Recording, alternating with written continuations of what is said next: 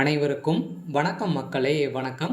சற்று முன் கிடைத்திருக்கக்கூடிய ஒரு மிக மிக முக்கியமான செய்தி ஒன்று வெளியாகியுள்ளது.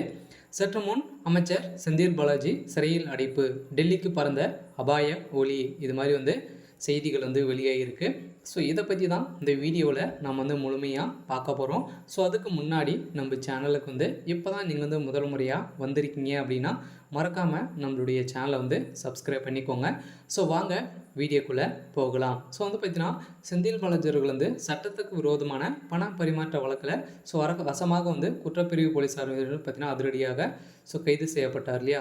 ஸோ அதை தொடர்ந்து பார்த்தீங்கன்னா ஏற்கனவே அதிமுகவில் இருக்கும்போது போக்குவரத்துறை அமைச்சராக இருந்து வருகின்ற நிலையில் ஸோ அதில் பார்த்தீங்கன்னா அவர் வேலையை வாங்கி தருவதாக மோசடி செஞ்சிருந்தார் அப்படின்ற மாதிரி தான். ஸோ எதிர்க்கட்சி தலைவராக அப்போ இருந்த முதல்ல ஸ்டாலின் அவர்கள் தான் பார்த்தீங்கன்னா வழக்கு பதிவு செஞ்சுருந்தாங்க.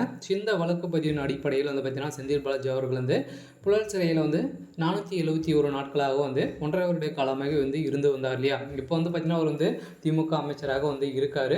இருந்தாலும் திமுகவுடைய அமைச்சகத்தில் பார்த்தீங்கன்னா இப்போ திடீர்னு செந்தில் பாலாஜியுடைய வழக்கில் அவருக்கு ஜாமீன் கொடுத்து 3 நாட்களே அமைச்சரவை மாற்றங்கள் நடைபெற்று இருந்தது இல்லையா.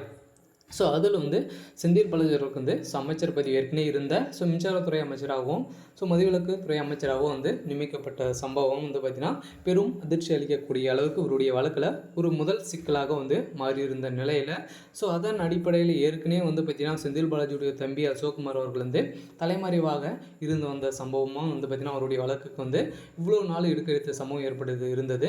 இருந்தாலும் செந்தில் பாலாஜி அவர்கள் ஜாமீன் கொடுத்த உடனே செந்தில் பாலாஜியுடைய தம்பி அசோக்குமார் அவர்கள் பார்த்தீங்கன்னா அவருடைய வெளியே வந்த உடனே அவர் பார்வையிட்ட சம்பவம் கண்ட இடத்துல பார்த்தீங்கன்னா அதிரடியாக அசோக்குமார் அவர்கள் கைது செய்யப்பட்ட சம்பவம் பெரும் பரபரப்பை ஏற்படுத்தியிருந்தது.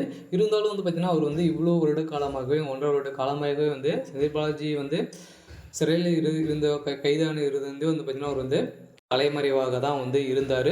இருந்தாலும் செந்தில் பாலாஜி அவர்கள் திடீர்னு பார்த்தீங்கன்னா சிறையில் அடைக்கப்பட்ட சம்பவம் பெரும் பரபரப்பை ஏற்படுத்தியிருக்கு. அதனால் பார்த்தீங்கன்னா டெல்லிக்கு ஒரு ரகசிய தகவல் வெளியேற்றும் நிலையில் அதிரடியாக செந்தில் பாலாஜி அவர்களுக்கு பெரிய யமனாக மாறி இருக்கு. இருந்தாலும் பார்த்தீங்கன்னா ஏற்கனவே செந்தில் பாலாஜி அவர்களுக்கு பார்த்தீங்கன்னா அவருக்கு அமைச்சர் பதவி இல்லாத அமைச்சராக இருந்தால் மட்டுமே அவனுக்கு ஜாமீன் கொடுக்கப்படும் அப்படின்ற மாதிரி உச்சநீதிமன்றமே தீர்ப்பு அளிக்கிற நிலையில் இருந்தாலும் பார்த்தீங்கன்னா அவர் இல்லாத அமைச்சராக தான் இருந்தார். அதன் அடிப்படையில் தான் செந்தில் பாலாஜி அவர்களுக்கு பார்த்தீங்கன்னா நிபந்தனை அடிப்படையில் அவருக்கு ஜாமீன் வழங்கியிருந்தாங்க.